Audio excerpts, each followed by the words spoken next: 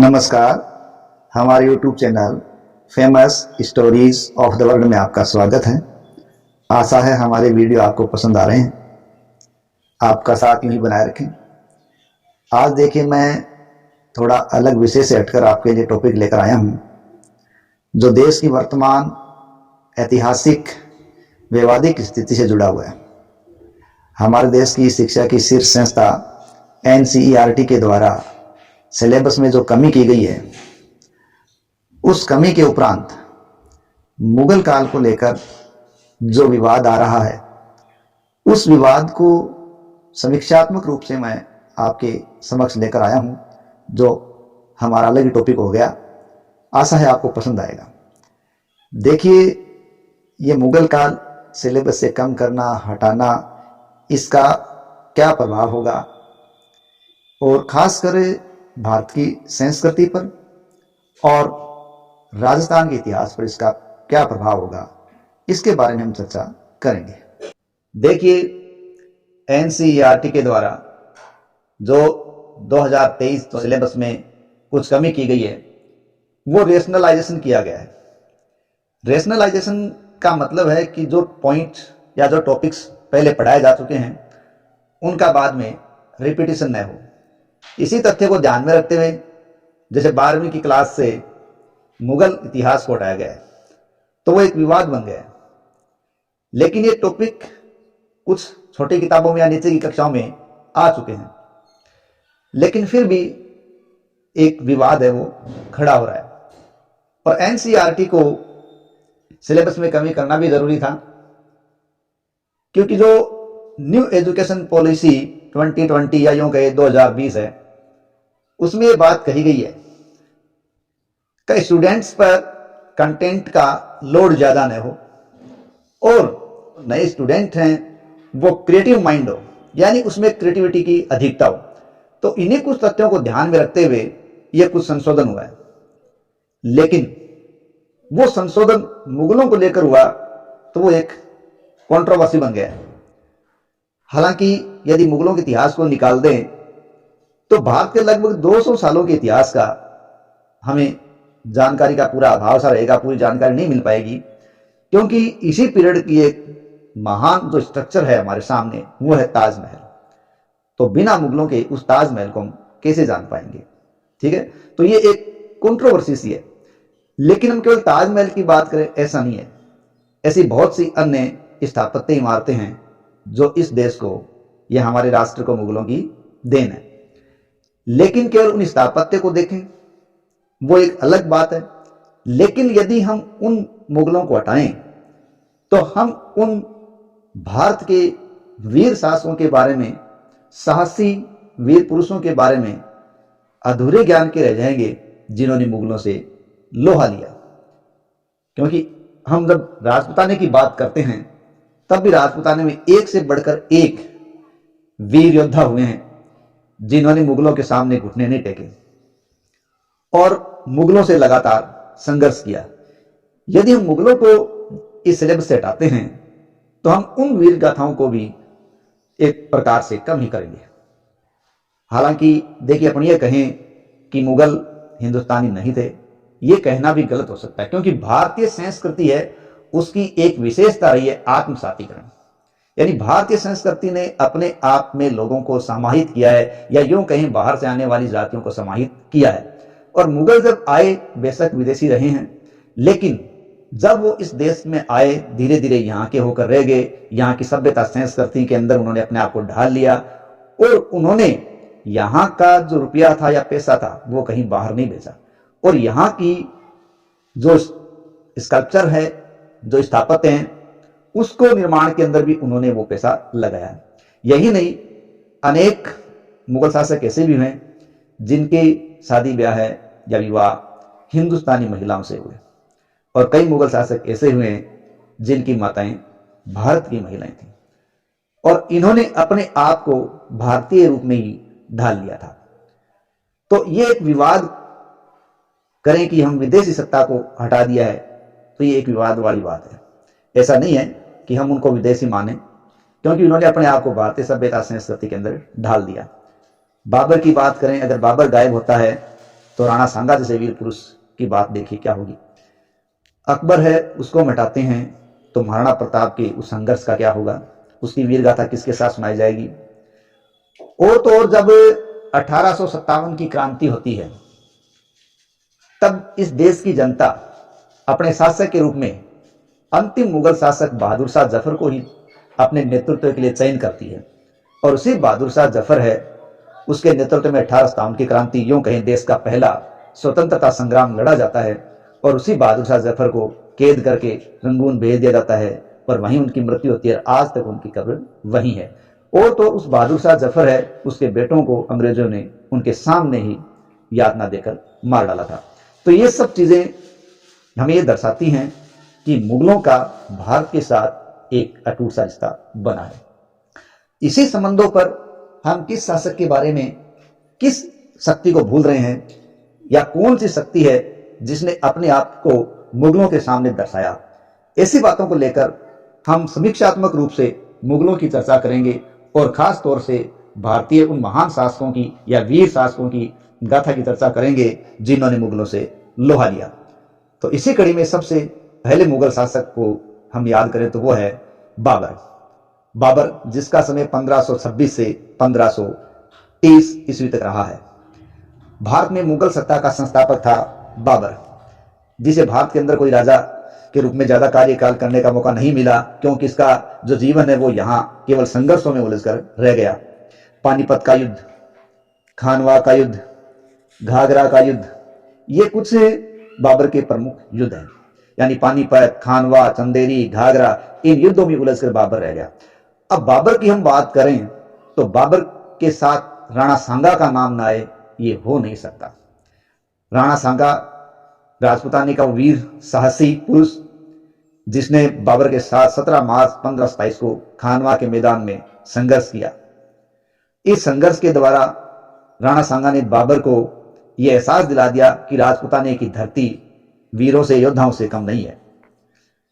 हालांकि बाबर के तोपखाने और आधुनिक उन हथियारों के कारण राणा सांगा को हार का सामना करना पड़ा, लेकिन फिर भी उस महान राजपूताने के शासक ने बाबर के भी एक बार दांत खट्टे कर दिए थे। तो हम बाबर की जब भी बात करेंगे तो राणा सांगा का नाम नहीं आए, ऐसा नहीं हो सकता। तो राणा सांगा के याद के साथ में बाबर को याद करना होगा। वही जब हम अगले शासक हुमायूं जिसने 1530 से 1556 ईस्वी तक राज किया उसकी बात करें तो उसका कार्यकाल भारत के अंदर कोई विशेष नहीं रहा है, क्योंकि जिंदगी भर लड़खड़ाता रहा और लड़खड़ाता हुआ ही मर गया था। ठीक है, कन्नौज का जो युद्ध है ये शेरशाह सूरी के द्वारा हुमायूं को बाहर निकालने का एक निर्णायक युद्ध था। हालांकि जब हुमायूं की बात करें तो कर्णावती या कर्मावती का नाम ना आए यह नहीं हो सकता। राणा सांगा के पुत्र विक्रमजीत पर बहादुर शाह के जब आक्रमण हुए, गुजरात के शासक बहादुर शाह के आक्रमणों की इस स्थिति से बचने के लिए रानी कर्णावती ने हुमायूं को राखी भेजकर सहायता की मांग की थी। हालांकि हुमायूं समय पर सहायता देने में असफल रहा। तो ये भी मुगलों के साथ राजपूताने के एक संबंध को हटाने का सा काम हो जाएगा। 1555 में वापस आ पाते हैं और हुमायूं का दूसरा ये राजकाल शुरू होता है, लेकिन अगले ही साल हुमायूं की मृत्यु हो जाती है। हुमायूं के पश्चात भारत की शक्ति है या सत्ता है उस पर काबिज होते हैं अकबर। ठीक है, यानी हुमायूं के पश्चात भारतीय सत्ता किसके हाथों में आती है? अकबर के हाथों में आती है, जो 1556 से लगभग 1605 ईस्वी तक शासन करते हैं। मुगल शासक अकबर की जब बात आती है तो हमारे अंतिम हिंदू शासक के रूप में जाने जाने वाले हेमू या हेमचंद्र विक्रमादित्य का इतिहास भी अकबर के संबंधों के बिना अधूरा है, क्योंकि हुमायूं के बाद जब गद्दी खाली हुई तो ऐसे समय के अंदर हेमू या हेमचंद्र विक्रमादित्य की उपाधि के साथ दिल्ली की सत्ता पर बैठा और वो अंतिम हिंदू शासक के तौर पर जाना गया और अकबर के साथ उसका पानीपत का द्वितीय संघर्ष हुआ। तो मुगल में अकबर के बिना विक्रमादित्य का इतिहास अधूरा रहता है। और जब हम मुगल शासक अकबर की बात करें तो राजपूताने के शासक महाराणा प्रताप का नाम नए ये नहीं हो सकता। तो अकबर के अध्ययन के साथ महाराणा प्रताप का नाम जुड़ा हुआ है। उसी प्रकार महाराणा प्रताप के जीवन और उनके संघर्षों की बात करें तो मुगल शासक अकबर का नाम नए ये नहीं हो सकता। इतिहास में ये दोनों ही योद्धा अपने हल्दी घाटी के युद्ध के लिए जाने जाते हैं। हल्दी घाटी का संघर्ष 18 जून 1576 में हुआ था और ये अलग अलग लोगों के द्वारा अलग अलग नाम से दर्शाया गया। जैसे कर्नल टोड ने इसे मेवाड़ की थर्मोपोली कहा है, वहीं अबुल फजल ने इसे खमनोर का युद्ध भी कहा है और बदायूनी ने इसे गोगुंदा का युद्ध कहा है। तो ये संघर्ष इतिहास में एक अविस्मरणीय संघर्ष हुआ। हालांकि संघर्ष के अंदर जाने से पहले राणा प्रताप को अधीनता में लाने के लिए मुगल शासक अकबर द्वारा कई प्रयास किए गए, लेकिन हर प्रयास में असफल रहा और राणा प्रताप वो मुगलों के सामने घुटने टेकने के लिए तैयार नहीं था और उसने संघर्ष का रास्ता अपनाया और स्वयं की स्वतंत्रता को ज्यादा महत्व दिया। और इसीलिए 18 जून 1576 को हल्दी घाटी का संघर्ष हुआ, जिसमें अकबर अपने उद्देश्य में सफल नहीं हो पाया और कुछ क्षेत्रों को ही प्राप्त कर पाया, लेकिन राणा प्रताप को पूरी तरह नहीं झुका पाया। लेकिन अनेक क्षेत्रों को राणा प्रताप ने अपने जीवन काल में वापस प्राप्त कर लिया था। तो मुगलों के और राजपूताने के इन संघर्षों की गाथा साथ साथ चलती है। हालांकि अकबर है, उसके साथ अनेक संघर्ष हुए, लेकिन राजपूताने की तरफ से बात करें तो हल्दी घाटी के संघर्ष को कभी बुलाया नहीं जा सकता। अकबर की 1605 के शासन के बाद मुगल सत्ता स्थापित होती है जहांगीर के रूप में।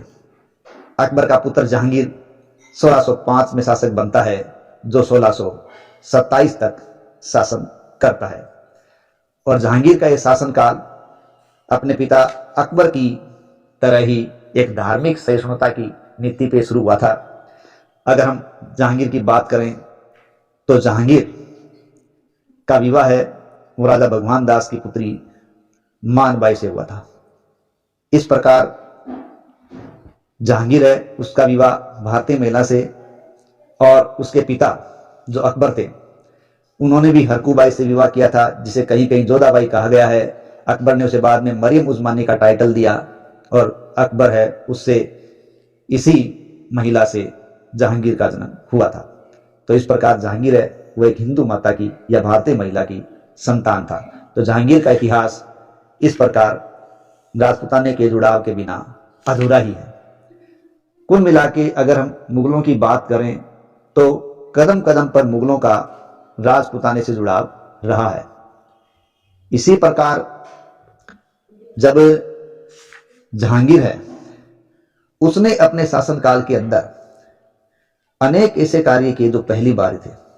जैसे कहते हैं कि जहांगीर है वो मुगल शासक था जिसने पहली बार हिंदू त्योहार या यूं कहें भारतीय त्योहार रक्षाबंधन मनाया था। ठीक है, तो मुगलों में यहां की भारतीय सभ्यता और संस्कृति के साथ जुड़ाव की भी एक योग्यता थी। जहांगीर के बाद शाहजहां का शासनकाल आता है, जिन्होंने 1628 से 1658 तक शासन किया था। अगर हम जहांगीर के बारे में देखें तो जहांगीर का शासनकाल है वो चित्रकला का एक स्वर्ण काल कहलाता है।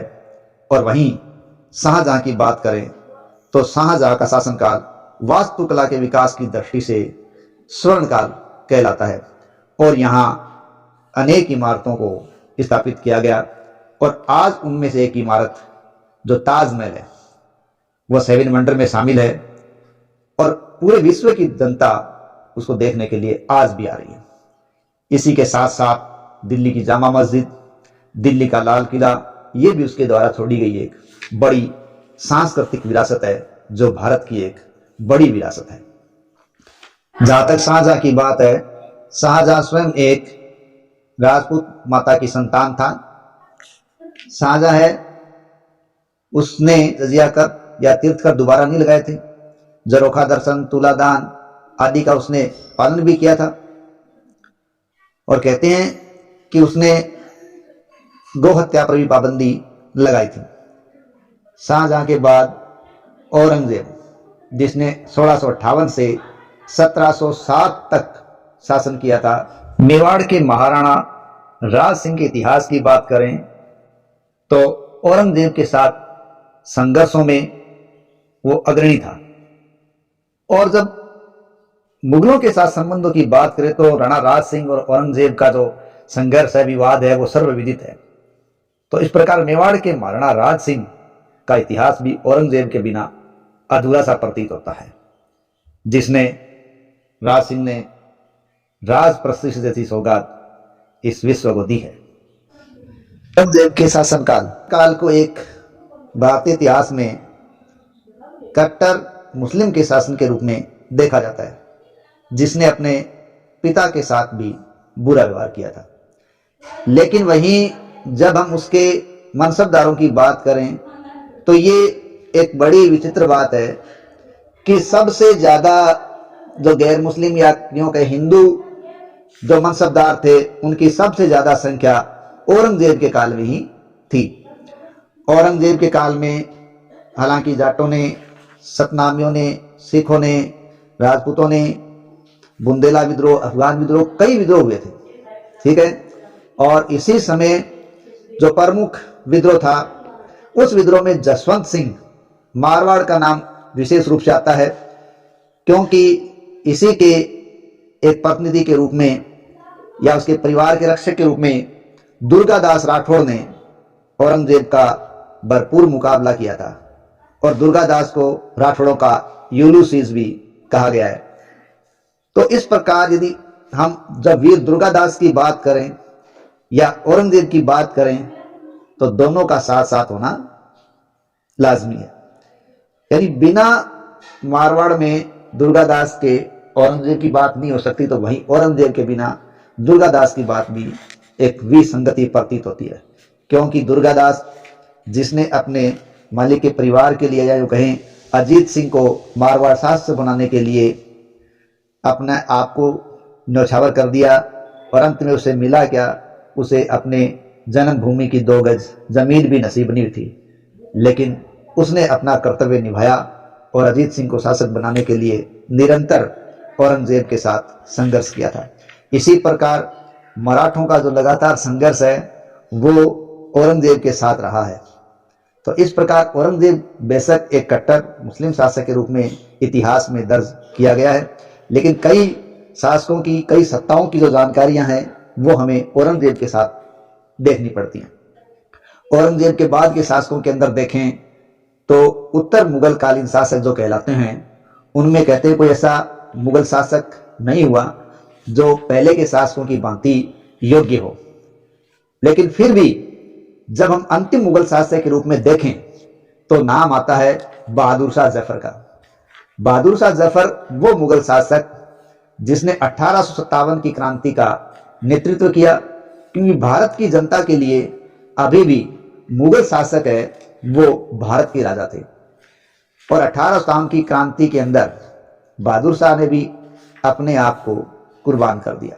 उसके परिवार को उसके सामने ही मार दिया गया, बड़ा ही उनके साथ दुर्व्यवहार किया गया, उनको रंगून में बंद कर दिया गया और वहीं उनकी मृत्यु हुई और वहीं उनको दफना दिया गया।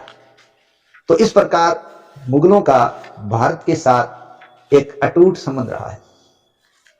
एक लाइन याद आ रही है, या बहादुर शाह है उसके द्वारा लिखी गई है, अपने वतन से मोहब्बत एक महबूबा की तरह करो, ना कि मां की तरह। क्योंकि लोग अक्सर महबूबा के लिए मां को छोड़ दिया करते हैं। तो ये जो बात है वो बहादुर शाह को एक देशभक्त के रूप में बिल्कुल सटीक बिठाती है। और उसने अपने आप को हिंदुस्तान की आजादी में पहली स्वतंत्रता की संघर्ष की लड़ाई में झोंक दिया और अपने आप को कुर्बान कर दिया। तो ऐसे मुगलों के बारे में अगर हम बात करें, भारतीय इतिहास के अन्य शासकों की बात करें, तो उनका एक अटूट संबंध रहा है। और जहां तक मुगलों के इतिहास से हटाए जाने को लेकर बात है, तो हम अगर मुगलों को हटाते हैं तो हमारे अन्य योद्धाओं के साथ, हमारे अन्य रजवाड़े के वीर शासकों के साथ भी ये एक तरीके से गलत होगा। क्यों? क्योंकि हम एक अधूरा इतिहास या अधूरा ज्ञान प्राप्त कर पाएंगे। क्योंकि ये इतिहास हम इसलिए पढ़ते हैं ताकि अतीत में जो घटनाएं घट चुकी हैं, उनमें जो कमियां रह चुकी है, उनसे जो हमारे सामने गलतियां हो चुकी है, हम उन गलतियों की पुनरावृत्ति न करें, उन गलतियों से सबक लें और नई दिशा के अंदर आगे बढ़े, सही सोच और सही फैसले कर सकें। तो इसी के लिए हमें इन संबंधों को साथ साथ लेकर पढ़ना ज्यादा उचित रहेगा। ये मेरे निजी विचार हैं। अगर मैं अपने विचार में अंतिम समीक्षात्मक रूप से कहूं तो मुगलों के सिलेबस से हटाए जाने का जो सबसे बड़ा प्रभाव है वो राजस्थान या राजपूताने के इतिहास पर पड़ेगा। क्योंकि अक्सर राजपूताने के जो शासक हुए हैं, महान योद्धा हुए हैं, वीर योद्धा हुए हैं, जिन्होंने मुगलों के साथ लगातार संघर्ष किया है, तो उनको मुगलों के साथ संघर्ष के तौर पर ही बहुत जबरदस्त पहचान मिली है। तो मुगलों के बिना राणा सांगा की वीरता, महाराणा प्रताप का प्रताप, मारवाड़ के अजीत सिंह की राज्य प्राप्ति, राठौड़ दुर्गादास का त्याग, मेवाड़ के महाराणा राज सिंह का संघर्ष, ये सब चीजें अपने आप में गौण सी प्रतीत हो जाएगी। तो राजपूताने का इतिहास जो एक संघर्षरत इतिहास है वो मुगलों के इस संबंध के बिना अधूरा सा प्रतीत होगा। सिलेबस के अंदर कमी करना या कुछ टॉपिक या हटाना या जोड़ना, ये एनसीईआरटी का कार्य है। और एनसीईआरटी जिन विषय टॉपिक्स को हटाती है या जोड़ती है वो उन राज्यों में लागू होता है जिन्होंने एनसीईआरटी की गाइडलाइन को फॉलो कर रखा है। तो वर्तमान के अंदर एनसीईआरटी के द्वारा जो सिलेबस कम किया गया है, मुगल इतिहास को हटाया गया, तो ये तो नहीं है कि उसे एक सिरे से हटा ही दिया गया, क्योंकि छोटी किताबों के अंदर वो टॉपिक फिलहाल मौजूद है। लेकिन उनको हटाना जोड़ना ये एनसीईआरटी के अधिकार क्षेत्र में है। और जो इतना विवाद इसको लेकर पनपा हुआ है, ये विवाद नहीं होना चाहिए। हालांकि ये स्पष्ट है कि हमारी सांस्कृतिक विरासत और राजस्थान के इतिहास पर इसका एक आमूलचूल प्रभाव देखने को मिलेगा।